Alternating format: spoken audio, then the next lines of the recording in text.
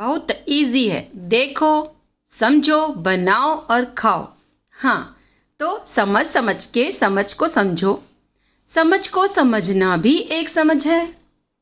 समझ समझ के समझ को जो न समझे वो मेरी समझ में ना समझ है।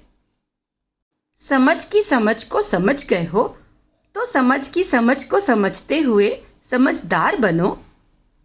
समझ की समझ को समझ जाओगे तो समझ समझ के मज़ेदार सा अचारी पराठा बना पाओगे।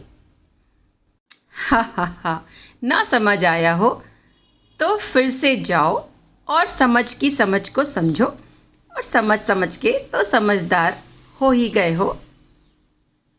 तो फिर चलो अचारी पराठे के साथ, प्याज के साथ और दही के साथ नाश्ता करते हैं, ब्रेकफास्ट करते हैं। चैनल को सब्सक्राइब, लाइक, शेयर, कमेंट कीजिए और बताइए कि कौन कौन समझा।